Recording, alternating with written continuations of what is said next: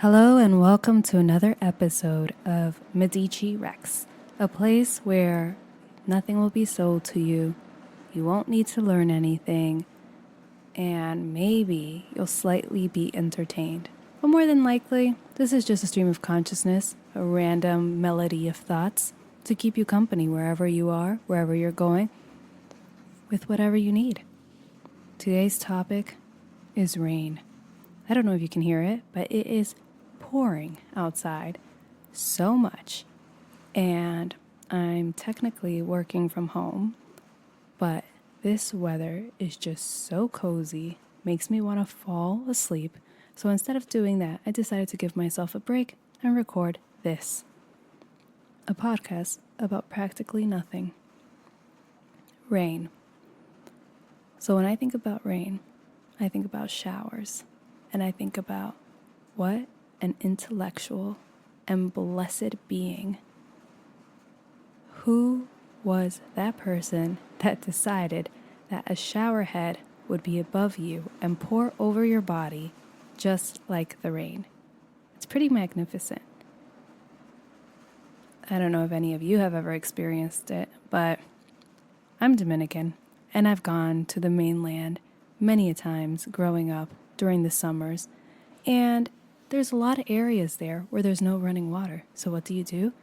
You have frigid, freaking freezing water in a bucket, and then you pour it over your body. Spoiler alert, it is nothing like a shower. After experiencing a cold bucket of water over your naked body, you are just so appreciative and you just feel so rich that you have a shower head.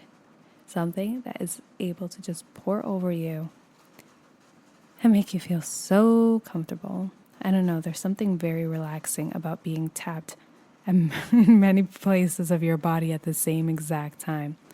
But I think that only really goes for water. Like if it was a bunch of needles or a bunch of fingers or a bunch of anything else, you'd be like, hands off, please, immediately. This is not for you. But with water, I think it's because the majority of us, like not the majority of us, all of us, but the majority of what we're made out of is water. It makes you wonder, like, why we're able to drown in water. Like, obviously, I know scientific reason, water gets into your lungs and you're not able to breathe and you need oxygen. And okay, so maybe I don't know all the details, but it's something along those lines. Either way, it would have been just so nice if we kept those gills that we had when we were fetuses in the womb, so that when we came alive or like came into the world, we'd be able to just either walk or swim. I mean, how different would life be then if we're just walking and then we're like, you know what? I need to go to Italy. Let me just take a quick swim over there. And you just plunge in. Well, honestly, even fish can't do it because you have to go against the stream. You have to go against so much water, so many other animals. You know, I love animals, but they're not always nice to each other, just like humans are not always nice to each other. I guess there's nothing I'm really saying here except that everything's dangerous. And you have to be careful and you have to be aware of your surroundings. It'd be nice if that weren't the case, but whatever. Either way, back to water. There's something about cold water that's really nice. The other day, I walked my dog, and usually I have a cold little water bottle for him, but I didn't have a cold little water bottle. It was lukewarm. And he could tell the difference, and he was not into it. And I get it, because I feel the same way. Like, I'm so into drinking cold water when I'm hot, sometimes when I'm taking a shower. And then I guess warm water or hot water is tea. Damn, the way it changes with temperature is just amazing. Like, hot water is tea, and cold water is refreshing on a very humid day. And then lukewarm water would be nice in a river when you're swimming through a stream. Have you guys ever done that? I've done that. And I like to watch the tadpoles get out of the way and swim around my body, but not actually touch me, because then this, can I tell you something? So once upon a time, I discovered something that was so incredibly obvious to probably everyone else except me. Okay, are you ready for it? Did you know that frogs do not jump up and down? Once I went into this bathroom in Dominican Republic and I locked the door, not locked the door, I closed the door behind me, and this thing jumps from behind me to in front of me, and I go screaming, and I'm like, what was that? It was a frog. I had no idea that frogs jump all over the place. They literally go in all directions. I thought it was just up and down like the cartoons. Again, cartoons, you failed me. Totally did not prepare me for life.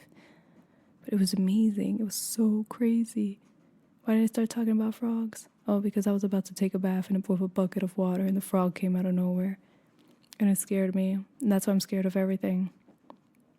Well, I'm not as bad as my dog. My dog is scared of the wind. I'll walk him and the wind will come and he will cuddle by my feet, incredibly terrified. And you know what they say? Dogs are like their owners, and him and I have that in common.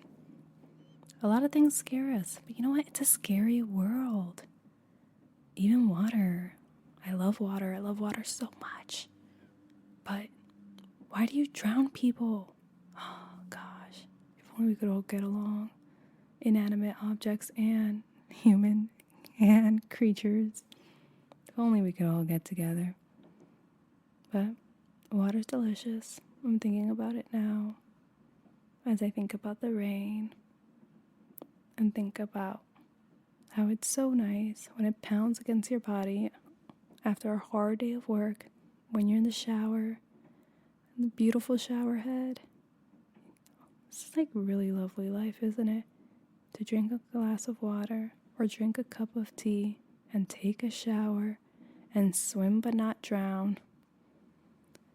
Man, you can incorporate water into your life in so many different ways. And you should. I feel like water is very healing, at least for me. Like, I'll look at water sometimes and be like, things still don't make sense, but I'll pretend they do as I watch water. You know, and it's like, you're just like a duck in life where you're just trying to appear calm and steady above the surface, but underneath you're just like paddling like a wild man, just like trying to keep up with pace, trying to keep up with the tides, trying to keep up with life. And, you know, water just teaches you so much, and it just heals so much. Like jacuzzis, pools, beach. It's always wanted, it's always needed. Would I say it's my favorite natural environment? Probably. Don't get me wrong. I love plants. I love trees. Mountains are nice too. Deserts can be gorgeous. Arizona's beautiful. But water.